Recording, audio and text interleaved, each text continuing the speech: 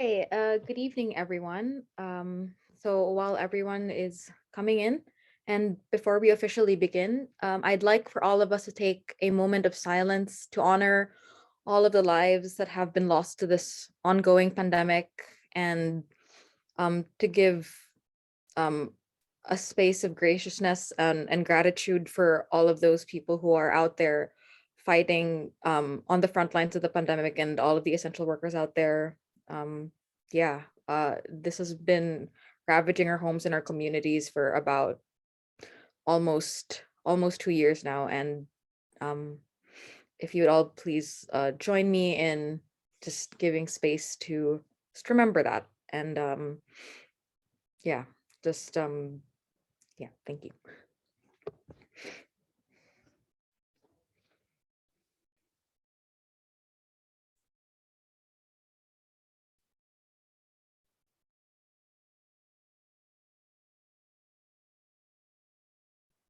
Okay. Thank you, everyone. Thank you, everyone, for joining. And yeah, so good evening. Good evening, everyone. And a gracious new year to everyone. We're in the middle of January already, and it's been a wild 2 weeks so far. So my name is Isa, and I'm a bookseller at Politics and Prose, and I'll be your host for the evening. And I'd like to welcome everyone to PNP Live. And thank you for joining us in this virtual format amid these extraordinary times, throughout all of which we strive to continue to bring you the authors that you love and their new books to our Politics and Prose community. At any point during the event, you can click on the link in the chat to purchase None But the Righteous by Chantal James on the Politics and Prose website. Additionally, you can ask the author a question by clicking on the Q&A button, which can be found near the bottom of your screen. And while we'll try to get to everyone's questions after this presentation, we apologize in advance if we don't have time to address yours. And finally, we want to thank you for being here with us tonight. We're so thankful to our community of loyal friends for keeping our business and our spirits afloat. Now, it is my pleasure to introduce tonight's speakers. Chantal James is a local author. She lives in Washington, D.C. and has been published across genres as a poet, as a fiction writer, as an essayist, as a book reviewer in such venues like Catapult, Haste, Harvard's Transition, The Bitter Southerner, and more.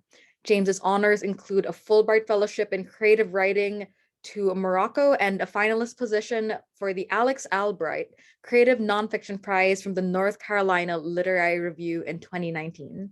Chantal will be in conversation with Deesha Philyaw, whose debut story collection, The Secret Lives of Church Ladies, won the 2021 Faulkner Award for Fiction, and the 2020/2021 Story Prize, and a 2020 LA Times Book Prize, the Art Seidenbaum Award for First Fiction, and this collection was also a finalist for the 2020 National Book Award for Fiction. The Secret Lives of Church Ladies is also currently being adapted for television by HBO Max with Tessa Thompson, who is executive producing.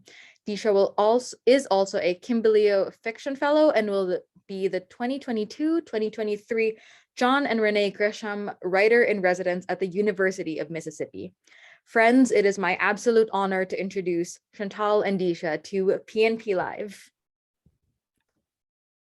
Thank you, Isa. Thank you, Isa. Hey, Chantal, how are you? Politics and Prose. Hi, Deesha. Oh, I've been counting down to this night. I am so excited to be here with you. Thank you for inviting me. That's mutual. Thank you. And I'm just gonna turn it over to you first to give us a reading, and then I'll jump in with my questions.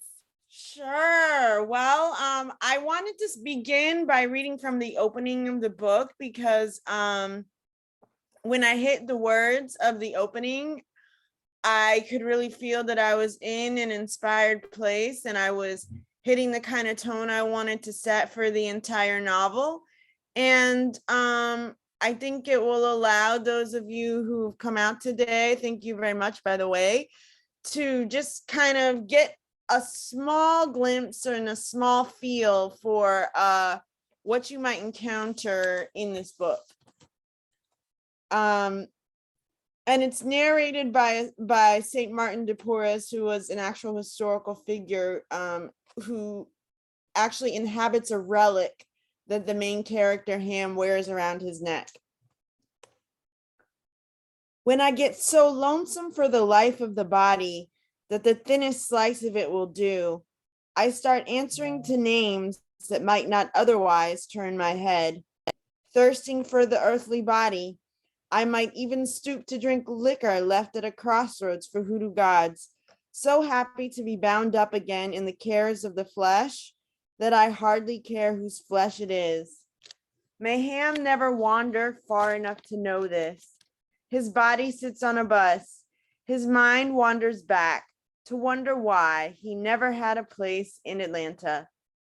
One morning in Atlanta, a place growing further in time and space behind him by the moment, while he shuttles ever homeward on a bus with so many others, Ham drifted out onto the porch of Mayfly's duplex to have his coffee and view the world through the steam that rose over the brim of the cup. He and I watched eerie yellows spread stain-like over each tree in view, turning the street golden as the early sun poured over it. If he squinted, Ham could see to where the strip of houses ended on one side of at the parking lot of Yassine's Fish. A small figure made its way toward him from that direction, crossing under the metal signpost that held Yassine's marquee high above the waking world. The figure drew closer to Ham, growing in size to the rippled air above his coffee cup until he could see its female form, a young woman in a hoodie, walking a bicycle alongside her. Before long, he could hear the click of the revolutions of the wheels, and then he could make out Mayfly's furrowed, concentrated expression. He could see the bunch of tough-looking plants with small purple flowers that she gripped against the bicycle's handlebars. A few yards away from him, she noticed the vapor that ascended from his cup, and connecting the cup to the hand that held it, to the shape that could belong to no one but Ham at this hour, she waved brightly. By the time she'd reached the bottom of the porch stairs, she'd broken into a smile. Good morning. She had been around the block to gather a few plants from a neighbor's garden to transplant for her own use. Ham smelled them before he could eye them up close. When the scent hit him, lavender, he seemed split for a moment into two, leaping out of himself. Next thing he could remember, he was in the living room with Mayfly, in the middle of a conversation with her. He heard the words come out of him. He followed these words. He entered them and was at one with himself again. The scent of lavender sends Ham jumping out of his body. The smell of the soap Father Mon must have used long ago, impressed in his deepest fibers, the smell that cleaved like a film to the man's skin, the smell Ham could never wash off himself, that memory sends in a vapor from his own pores when he least suspects. I think I watch Ham so closely because he knows so well what it is to vacate the body. He has learned how to escape himself, a lesson that death offers freely, but that only a privileged, burdened few can grasp before then. I can tell you that as easily as Ham drifts off to undiscovered worlds, when this one is too strange to bear, I could drift, even in life. I could split my body in two. My body could be touched, seen, heard in two places at once, appear in deserts across the ocean as solidly in my hometown, that ancient city peopled by indigenous ghosts. But that is another story for another hour. For now it suffices that Ham and the rest of the road-jostled weary rattle on, shaken from sleep or nostalgia to the same jarring rhythm as the tires of this bus traveling away from Atlanta impact a road in disrepair. Ham's seat partner is a little girl, her fat braids bound in barrettes in the shape of bright plastic globes. Her mother and a brother occupy the row ahead, the mother fanning herself with a magazine. Now and then a puff of the air she has stirred floats back to Ham, whose sticky skin receives it gratefully. Fields of cotton roll past the window, flecks of cloud white hidden in dark brambles spread and tumbling before an open sky. Down from Atlanta the world heats itself slowly. Winter slaws off like an old skin. The thin air thickens. Time begins to draw itself out, each second pulled fuller than the last. His seatmate eats from a bag of cheese puffs, and the sound they make as they are crushed between her tiny teeth turns Ham's head toward her. This inspires the child to offer him some of her snack, with fingers coated in a neon orange powder that adheres steadfastly to her skin, staining it. Ham declines. He slides his palm to the back of his neck, to the tender knot there. He has been sleeping on it badly for so long, on a sofa or a floor at Mayfly's house, where he'd finally managed to arrive at the end of so many dreamlike days after the hurricane, days when it seemed that from sunup he crawled over rocky ground on hands and knees, stumbled until he found somewhere to lay down again by night.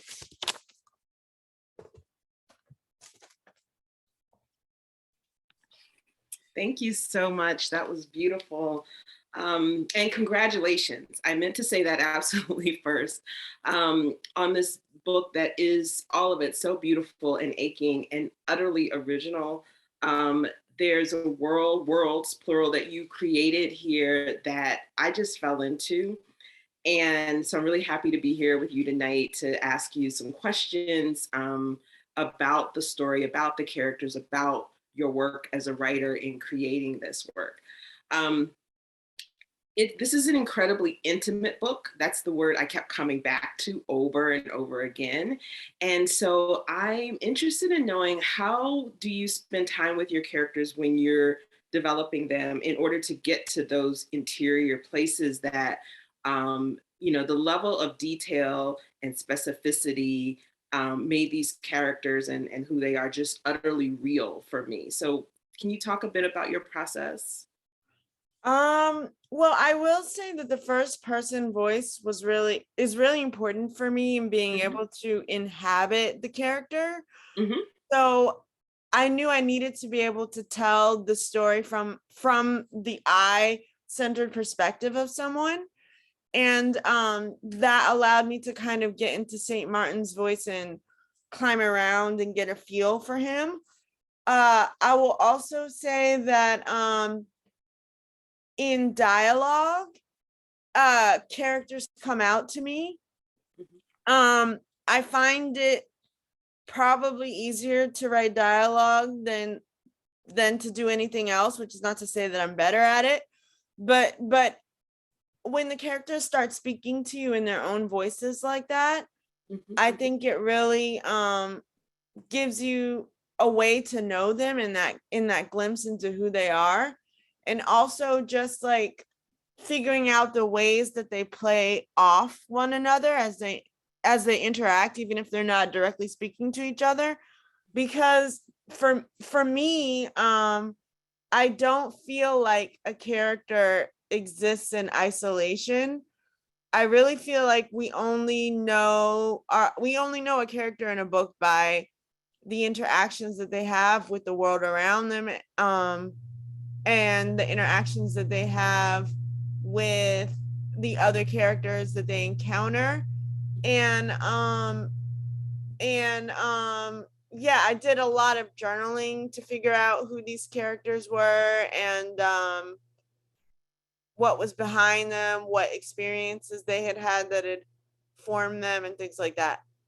Okay.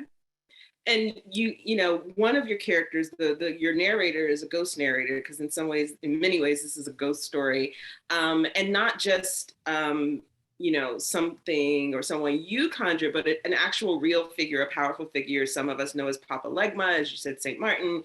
What was that? Can you talk a bit about that, writing a narrator where you're taking someone who does have a real life and a real history, which you weave into the novel, but then you also create their persona in a time and place that they didn't actually live. So you have these kind of dueling threads going on. Was that always sort of your intention with this character, or how? I guess my long-winded question is, how did you begin? Well, I definitely had to give myself permission to interpret the voice of somebody who had actually lived.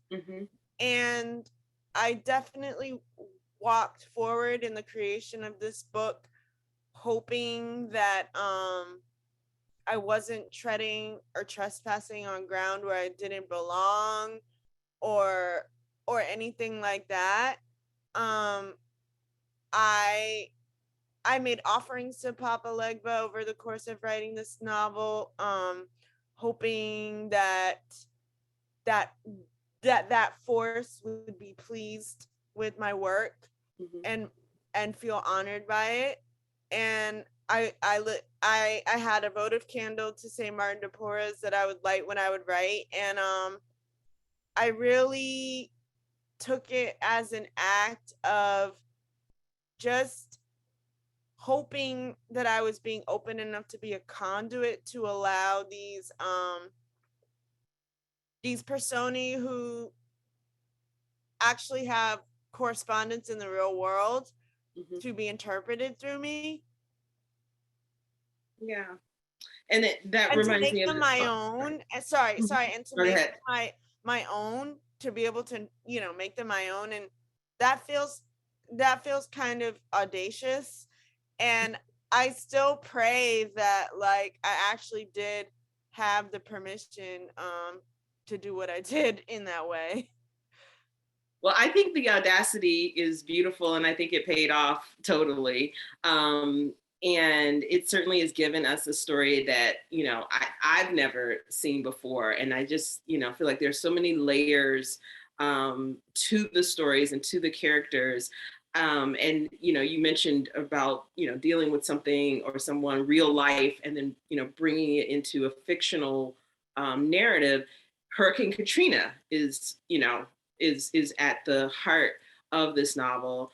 And one of my favorite passages, I made a note to myself, is because, there are references to the flood and to the storm, but the passage where Ham has the vision of Miss Pearl, who is his foster mother, for those who haven't had a chance to read the book. And the storm, we actually, that's the closest we get to the storm as readers through this vision. It was a very hard passage to read, but still at the same time, one of the most beautiful to me in the book.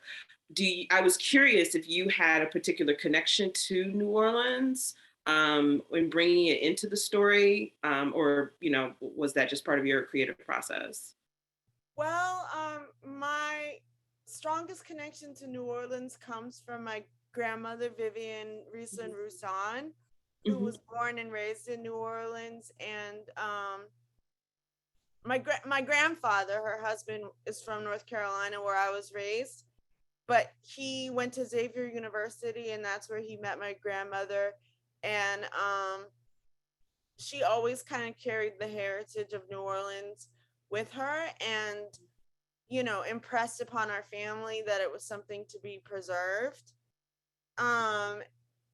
And throughout the writing of the book, I made a few visits down there, staying with friends.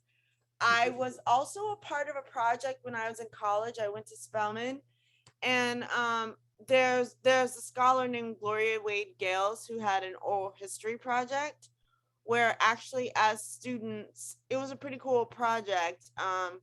We were involved with capturing oral histories from older Black women living in the South.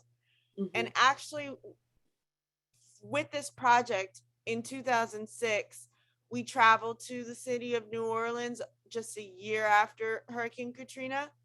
And we went to the lower Ninth Ward, and at that time, it was still pretty devastated, and there was debris everywhere, and the houses were destroyed. And I used a lot of that imagery in that particular scene that you're talking about, where I was reflecting on the damage of the storm. And I think it's fitting that we've talked a bit about Papa Legba, who is the ghost in the story, and not as much about Ham, who is our, who he inhabits. And there's this sort of dueling that's happening between them throughout the book. And I was trying to get my handle on Ham. I was like, am I empathetic? But yes. Am I also frustrated with him? Yes. I felt Yeah. all of these things about him. And I was curious, if you had only 3 words to describe Ham, how would you describe him? That's an interesting one. I would say Ham is searching. He is lonely. I think he carries a deep loneliness inside of him that it makes it difficult for him to connect with others. And he is adventurous. Mhm. Yeah, I could not get a handle on him because as we were going through, making our way through the story, I don't know, I kind of felt like Deborah in a way, and I really love that character. And for those who, again, who aren't familiar with the story, Deborah is a woman that, without spoiling, that Ham, has a relationship with along the way. And, like Deborah, I never knew what he was going to do. Yeah. I love the way you wrote her as kind of making a peace with that. And I, as a reader, I struggle with that because I think, like we want to do with people in general, we want to nail them down. We want to, we want them to fit a box, and he does not. And that's something I wanted to touch on as well. So, Yeah, he's kind of a wild spirit. Yes, absolutely. And I think it's not just about Ham, but in general, did you have any concerns about, how, the narrative, Ham being a wild spirit, the narrative being kind of a non-traditional narrative, it's not exactly linear. In doing these things that are considered kind of wild, did you think about audience at all? I know some of us as writers say, I don't think about audience, I just write the story I want to write, and figure everything will sort itself out in the wash. Or did you think about that? How will people feel about this man who's this wild spirit? No, I'm in the category of writers who doesn't do much thinking about the audience. Mm-hmm. Like I'm kind of an introverted person, Mm-hmm. and it makes me really nervous to think about what other people are thinking of me. Mm-hmm. So when I am writing, I don't allow that into my process at all. Great. And in fact, I'm very grateful that this book was picked up by a press and was able to be marketed. But I really had no idea as I was writing it, like who I was writing to. Or what the kind of person I imagined enjoying this book was. And I think my writing the book was an act of searching for that community that would emerge around the book, and just really tried to figure out who these people would be. Yeah. And that's so encouraging. And for everybody who's in the audience who is writing and emerging as writing, we need more of that, because we want the bold stories. We want the wild spirits, we want the characters and the writers who have the wild spirits. And, on this trend of or this topic of kind of, bucking what's easy and comfortable, there's a passage in the book, it's where we most closely follow Deborah. And, it was very poignant for me because she sort of resigns herself like, I think my life is just going to be about serving men, and now, serving someone else. I think the reader may be frustrated with her in that regard and maybe want more for her. I kind of wish she would want more for herself in some ways. Yeah. But she's so real because that's really what happens. She made me think about my mother and my grandmother and so many other Black women I know, that it's all about, taking care of other people. Yeah. And like, no offense to Ham, but like, she's got this ain't shit baby daddy, and she's just like completely attached to him. But I was frustrated with him. I wasn't with her. Like, I felt like she was accepting what she thought she could get, and it didn't occur to her to have want more. Like you said, you wanted more for her. And so I'm curious about, the development of that character. Did you kind of know who she was, or was it in her talking to you that you kind of saw who she was? Or how did she emerge? Well, she really emerged as this kind of character who was like surrounded by men, and had been formed in relationship to being surrounded by men and being the surrogate for her mother who had left the family. I have had the experience of being a Deborah in my life before, and of maybe accepting things I shouldn't be accepting from people and things like that. So even though I think it can be frustrating to read her, for me, I really related to her in certain ways. And I felt like a lot of people will relate to her in certain ways. Yeah, I agree. And I have a question about Deborah and about Ham. And I know Ham is short for Hamilton. And my question is about the role of naming for your characters. They're both biblical names, Ham and Deborah. Was that okay? Was that intentional? Deborah, not so much, because I'm not as familiar with the story of Deborah, but I was very interested in Ham as being like the character of like, in the Bible, Ham is one of Noah's sons. So I was interested in this connection to like the post-flood world. And that kind of impacted why I wanted to name him that. I was worried that was like a little bit too heavy-handed with a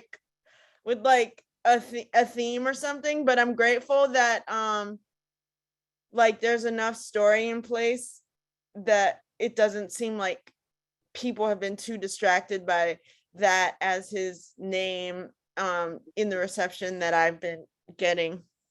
Yeah, it didn't strike me to think about the origin of his name until Deborah, because I was like, wait, Ham and Deborah, those are two biblical names, and in her story, she was a judge and so forth. So I was just curious about that, because names carry so much power, and let's see. So this is more of a comment than a question that I made to myself. When Papa Legba through Ham is playing spades, I was like, that is like the blackest scene in literature. So thank you for that. But then just to circle back to Deborah, because she was part of that spades game, but I was thinking about Deborah, Mayfly, and Miss Pearl as like the key women in the story. And I wonder, did you ever have them kind of in conversation with each other as you were, crafting the characters? Because they don't interact. Ham is the connective tissue between the three. Yeah, that's really interesting to like think about those people together. I kind of would say that in many ways, I mean, Ham's relationship with Mayfly is not romantic. Right. But in a certain regard, like Ham is Deborah's Mayfly. Yes. because he's this one that she like projects all of these hopes that he can't possibly bear onto and everything like that. I don't think these two women would get along very well, Deborah and Mayfly, because Mayfly doesn't take anything from anybody, and that's all Deborah does.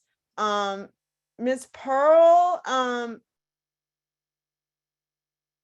one of the reasons why it's cool to be in conversation with you in particular as the author of The Secret Lives of Church Ladies is probably because of that figure of Miss Pearl, because I could see that kind of sanctimoniousness reflected in some of the characters in your short story collection. And I think that Miss Pearl would be extremely disapproving of the life. Well, she was disapproving because she did encounter Mayfly. I think she would be extremely disapproving of Mayfly, and I think I think Deborah having a child out of Mhm. wedlock would be in conflict with her mores. Although in the sense that Miss Pearl served those around her, I do think maybe Deborah can relate to some of that. But it's interesting to think about those two being in relation to one another, since they don't really interact. Right. So I really like that question. yeah, we don't, we have these, these women who are key in his life. They don't they don't interact with each other. And then he has these complicated relationships with either of them. And then back to this, the intimacy, his most intimate relationships are with men, including the one that inhabits him. And it's like, he is either holding women at arm's length, or there in Mayfly's case, she's holding him at arm's length. And yet there's a much easier intimacy with men. I think about Bo, Deborah's father. In a more traditional, kind of story, he would have wanted to beat him down, but he was very gracious in ways that he battles some of that, but the grace wins out. Yeah, which was and I love that the book had so many surprises like that, where these characters, we don't know what they're going to do, and then you show us these layers and depths of why they do the things that they do. But this intimacy between men, we don't always see that on the page, and certainly not, with Black men. Which makes me go, another question I had for, those relationships and just the story as a whole. Were there stories or writers that sort of inspired you as you were working on this story? I would say that Toni Morrison is always an inspiration to me, and especially as a Black woman who's been able to deal with the supernatural and things like that. That's been very inspiring to me. Toni K. Bambara is another inspiration of mine. I would say someone like maybe Gabriel Garcia Marquez with some of that surreal stuff. I never get quite as trippy as I would like to, or like as far out. Hold back, I'm ready. as I would like to. It's a matter of my own limitations as a writer rather than fear. But yeah, those would be some of my influences with this work. So I want to talk about the emotional journey for you as a writer of writing this book. Like, what do you think, how did it change you? What did it take out of you to write this story? What did it take out of me to write this story? Well, it drove me mad to write this story. I was hospitalized for serious mental condition over the process of writing this story. I wrote parts of the story while I was in psychosis. I do believe that calling upon Papa Legba took me to some dark places at times. When I allowed that force to enter my life.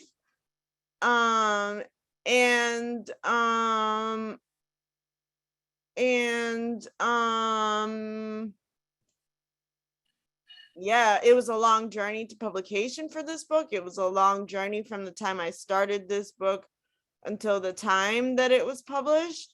So I would say I definitely went on a long journey over the course of writing this book. And so on the other side of it now, do you feel like you're a bolder writer, or are you're like, okay, that was a lot, maybe I'm just gonna write something easier next, Well, I will say that in what I'm working on right now, I began what I'm working on right now from a position of being told by publishers like, oh, this isn't linear, we're not going to mess with this.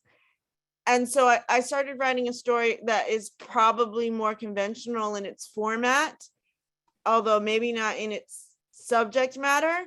Mm-hmm. Did that answer your question? Because I kind of lost track. Oh, no, that's fine. I was just asking, after that experience, and it sounds like what you're saying is after that, or while that was happening, you decided to try something more conventional. Mm-hmm. Okay. And when we talked about how as you're writing, you were not thinking about audience, and I personally think that's also wise. But now that the book is out in the world, what do you hope that readers will take away from the story? I really hope they feel that they've been on a journey. Mm-hmm. I really hope that it satisfies that thing that books can do for us, where we really get to travel to some place. Mm-hmm. I hope that it shows them, well, for Black people from the South who read this book, I hope it, and also particularly for Black Catholics, Mm-hmm. I hope it shows them things that are familiar to them, Mm-hmm. that they recognize. And I also hope that it opens new worlds to them that may to pretty much anybody who would read it, that they might not have been introduced to before. Mm-hmm. And I just wanted to like rearrange their brain a little bit. Like that's part of what I was hoping structuring it in an unconventional way would do. And it did that for me. I'm not Catholic, but I am Black Southern. And yet, so the book was, at the same time that it was familiar, it was also, as I said, completely fresh and unexpected and unpredictable. But a lot of the traditions, we talked about playing spades. We also talked about, well, we haven't talked about food. I was all over the food scenes, was not familiar with poke wheat, but that was one of my great scenes where she, creates the poke salad. And again, just the closeness of those characters, and they're so familiar, but then you had them do things that I hadn't seen before. So I like that kind of duality as a Black Southern reader. And I think I have time for one more question before we open it up to everyone else.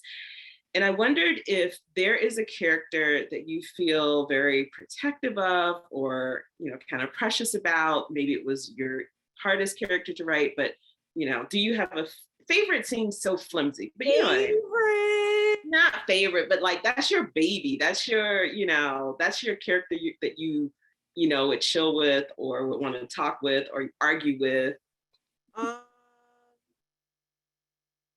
Favorite, somebody I would want to chill with. You know what? I think Wally, Ham's foster brother, is like a really cool dude.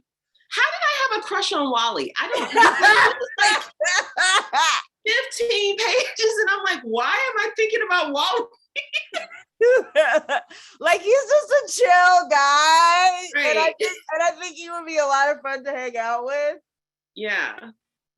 And that was like that seed was planted early on in the chapters where, Ham is remembering growing up with Wally. And it was like he was that kind of cooler older brother that sort of made Ham test himself.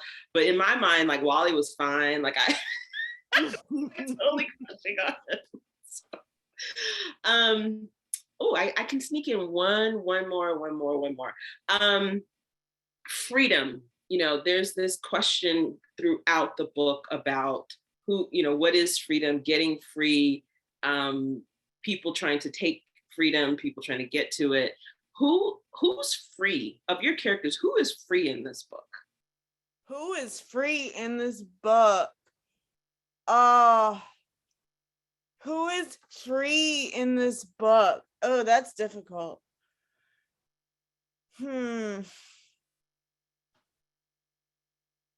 Is anybody really free in this book? I think Ham becomes free, but like that comes with a bit of moral ambiguity. So is he really free? Ooh, I almost gave a spoiler. Okay, we're gonna talk offline. You know what I was gonna say. Who's really free in this book? Are any of them really free in this book? I think Mayfly. I do think Mayfly is free, and part of that is because she doesn't have allegiances or alliances to other people, and she doesn't let any of that bother her. Yeah. Maybe she could be more loving, but as she is, she's pretty free of being constrained by other people. Yeah. And that And vulnerability. nobody else in the book really is. Yeah. And there's that vulnerability with her where even that she's like, I'm going to control how vulnerable I'm going to be. And, you know, and that's something that I think only a free person can do. So. All right, well, let's see. We have questions. I'm going to look at the Q&A now. Give me 1 second to slide down here. Okay, we've got some questions. First question, did you choose the title for the book? Yes, the title of the book, I was listening to a Nina Simone song in the apartment I lived in Atlanta, Take Me to the Water, which I realized is actually an old spiritual. So there was an original title that this book had that I changed to None But the Righteous because I decided that Ellis was going to be listening to this song in church, and I was going to draw the title from that. And I see the book as Ham's attempt. I see the story as Ham's attempt to like secure people in his life that he designates as righteous for himself.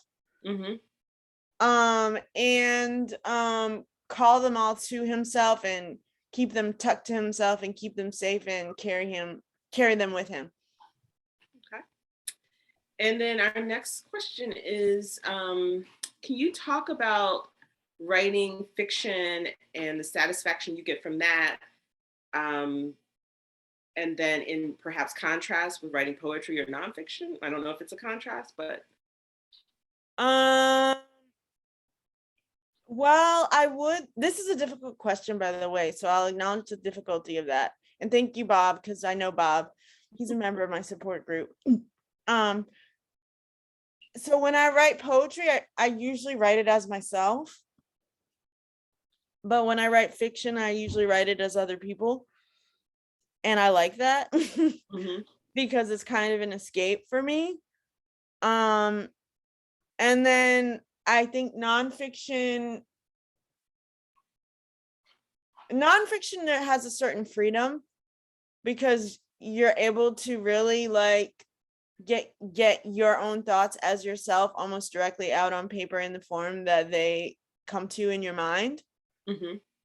So I guess that's what the difference between those experiences is for me. Okay. And I'm going to bounce down to a question that's somewhat related, and it's from Shannon, a fellow Spelman woman who wonders, when did you know that this was a novel and not some other form? So this is an interesting question, and Shannon is writing a collection of interlinked short stories. If I'm getting that correct, so I can understand where this question of genre comes from. But for me, short stories are really hard because I like to read them, but for me personally, they're very hard to write because like I am a very slow writer. I didn't always used to be a slow writer, but I am now, and I have been for years now. And I just kind of feel like once I start going and getting the ball rolling, I just have to keep on rolling with that momentum over like the hundreds of pages or so that it will take to finish it. So I guess that's an answer to that question of why this was a novel for me, and also why I tend to be attracted more to writing novels than other forms. And that reminds me too, something you said about how there was this long arc from when you started the story and then the publication journey. How long was that from beginning to end? So I started writing this book in 2011 and it's 2022 now. So that would be 11 years ago. Books take time. Mm-hmm. And then you see the note from your old teacher. Yes, that's really cool. That's Miss Parrington, my English teacher from high school. That's pretty cool. Thank you for coming through. And let's see, we have a question from Taylor Harris, who says, you know, that publishing a book can be a dream and also a whirlwind. What has brought you joy over the last week or kept you grounded? I have a lot of routines in my life. Writing is one of those routines, but my routines keep me grounded. I have these affirmation recordings that I listen to. And that helps to keep me grounded. Going on my walk keeps me grounded. Every single day I walk down the street to this Pakistani restaurant on Georgia Avenue and get a cup of water from them for free. And today I was like devastated because they didn't have any cups for water. And it like rocked my whole world that I couldn't get water from them today. But I tomorrow. But I feel like continuing with my routine and trying to keep my routines, my daily routines in place, have been keeping me grounded. Thank you, Taylor Harris. Yes. Let's see. We have a question about your childhood growing up in North Carolina. How did that influence you as an author in general and in this novel in particular, if it did? It did. I mean, North Carolina is I have spent most of my life still in the South up to this point, but North Carolina is like very much what it means to be Southern for me. And so a lot of the book is set in Alabama, but if anybody wanted to be persnickety with me, they might say, well, this is more of a North Carolina-ism. And definitely when I was looking to describe like the interiors of the home where the Everetts live and things like that, I was thinking of older Black people in North Carolina and those kinds of homes that I had visited, and just like the landscape, the look of the natural world, and things like that. Okay. And so I'm going to paraphrase this other question, but essentially it comes down to you shared when you were suffering and needed to be hospitalized. Were you still able to access your creativity during that time? Well, I would say I was extremely creative at that time, and I was writing at that time, but the kind of creativity was not necessarily very grounded or coherent. And it wasn't necessarily the same kind of creativity that could be translated to be shared with other people. That's what I would say. Madness is very lonely because it's indecipherable to anybody but the person having the experience. Thank you. Let's see, I asked the question about what you hope the reader would take away from the book. What do you hope the reader takes away from this book about you as an author? About me as an author?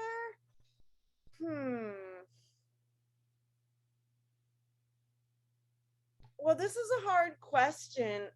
This is a really hard question because kind of related to the question of writing different genres, poetry versus fiction versus nonfiction. Like, part of why I write fiction is to take myself out of the equation so it doesn't have to be about me. Right. But if there was anything I would want readers of the book to know about me, I would just say that I'm a person who tries to approach the world with her eyes open and to be very observant, and who has a really big heart and tries to understand people. and that I've had a lot of personal struggles and been on a lot of personal journeys. So I think some of the trauma I've experienced, that stuff that I would want to be bringing as an author for people to know about me. Mm-hmm. And and I think we can unpack a little more something that I asked and a couple of people are asking. When I was asking what you wanted people to take away from the book and the story, you said, you want them to go on a journey. And so can you talk a little bit more about that journey? Is it about freedom or about something else? Could you repeat your question? I'm really sorry. Oh, no problem. So I was asking earlier, like what you hope people would take away from the story itself, from the book. And you mentioned you hope that the story would take them on a journey. And so I was asking if you could talk a little bit more about that journey. Like, is it a journey about, different ways of looking at freedom or something else? I think it's a journey about different ways of being. Mm-hmm. Journey about different ways of thinking and different ways of having thoughts run through your head. That's part of what I wanted to do with the language that I chose. Mm-hmm. For me, this is very much a book about belonging, because like him, since he was a kid, has been searching to belong, and he's always looking for the place where he's gonna belong. And I think that for me, that question of belonging and where do we belong is really central. Mm-hmm. Thank you. And is there anything more you can tell us about your next book? I can tell you as much as you want to know about my next book. Okay. I have no deadline or contract for my next book, but I'll be brief because we're not here for that. But I do appreciate it, and that's my big sister asking that question. My next book concerns a dentist who lives in Washington, D.C. in the 1980s, whose son has drank himself to death years before. And so he has this intense process of grief that transforms him as a person into someone who's unrecognizable. And it's about his journey to try to become immortal, inspired by the Egyptian pharaohs, because he no longer has a son to be his heir and has decided that he's gonna live forever for himself. I'm already hooked. I love it. And is it also, it sounds like it may be a ghost story a little bit too? Or definitely. Yeah, I kind of surprised myself. I was like, oh Lord, it's a ghost story again. You do it well. I just wrote a ghost scene and I was like, oh, what am I doing? Is this just like my thing now? This question from Hillary, like I really love this question, and it's asking about how your personal journey over the years of writing the book, like how it shaped the story. Because I started writing a novel in 2007, and I changed so much in that time. My character keeps changing, and so did you find those kinds of leaps or shifts as time went on? It's interesting. Like, that's an interesting question, and I couldn't really say that, like, it would be impossible for me to try to claim that all of the personal transformation I went through over the course of writing this book had no effect on the writing. But I would also say that there was a sense where returning to this narrative was a very grounding experience for me. And like returning to tell this same story was very centering for me. Mm-hmm. And it was a way for me to continue to return to something that like was stable in a certain sense, was a lot more stable than my life in a certain sense, and a lot more logical than my life in a certain sense. So I would say it's difficult for me to say what my own personal transformations contributed to the book, because I always looked at the book as a way of grounding me and keeping me steady and stable while I was transforming. No, it makes total sense. It does. So this will be our last question.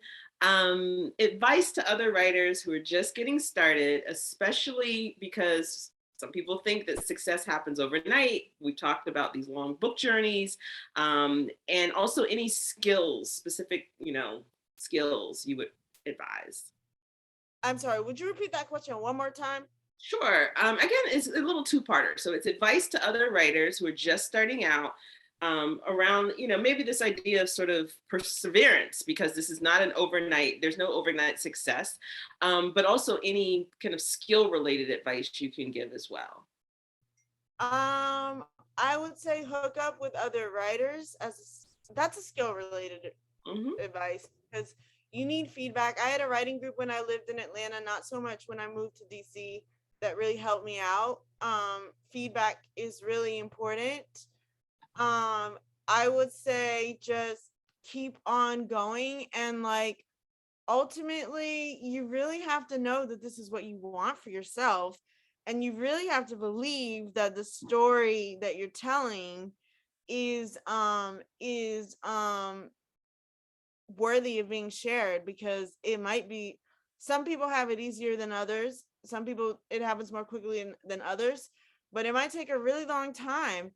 And also, as far as skills go, I did a creative writing minor at Spelman College, and that was really foundational for me as far as like getting in a writer's workshop and having that experience of my work being workshopped. I don't have an MFA, and I'm not going to get an MFA, but I support anybody who's applying themselves seriously to the craft. I just kind of had to do it in my own different way. But just as far as skills go, reading a lot, you'll learn skills from learning and seeing how other people write. So yeah, those are some things that I guess I have to say about that. Thank you so much. Yes, Rex Wilder, you can order a signed book from Politics and Prose. And Rex Wilder, I don't see your question about K. Rayfield Jamison up there anymore, but thank you for bringing her up, because she's definitely a hero of mine that I really appreciate. Okay, well, I actually get to ask the last question tonight. So I get to ask both of you. We are a bookstore, so we'd like to know what you guys are currently reading and what you'd like to suggest to your readers. Either one of you can start. I'll go. I got an advanced copy of The Movement Made Us, which is an oral history and memoir combined by David Dennis Jr. in collaboration with his father, David Dennis Sr., who was one of the architects of the civil rights movement. So super excited about that one. Very cool. Good. I'm currently reading at night before I go to sleep every night a novel by Elena Ferrante called The Story of a New Name that I picked up at the Sidewalk Free Library in my neighborhood. And it's got a lot of characters in it and is very rich, and I'm enjoying it. It's my second novel of hers that I've read. Great. Those little free libraries are honestly like a gift. But Chantal and Deesha, thank you so much for sharing your magic and your vulnerability with us tonight. It was such an intimate talk, and we're so blessed to have you. And to everyone who joined us, we appreciate you coming here, and your patronage is what enables us to bring you programming like this. You can continue to support Politics and Prose and using the link in the chat to purchase Chantal James's absolutely beautiful debut, None But the Righteous. It is blurred out, but it's so pretty, guys. And don't forget to check out our website for the most up-to-date event listings, as we have an amazing list to choose from. And we hope to see you all soon under much safer circumstances. Once again, Chantal and Deesha, thank you for being here, for brightening up our very cold evenings, so cold over here. And to our friends in the audience, stay safe and stay warm and stay well read. We'll see you. Oh, last thing, it's MLK Day. We didn't address that. And right. I think you guys are doing Martin Luther King Jr. really proud with your union. He would be so proud of you guys for that. Thank you so much. All right. Thank you. Yes, happy MLK Day. And we're so excited for what comes next for us. Have a good night. Good Bye, night. guys. Good night, Chantal.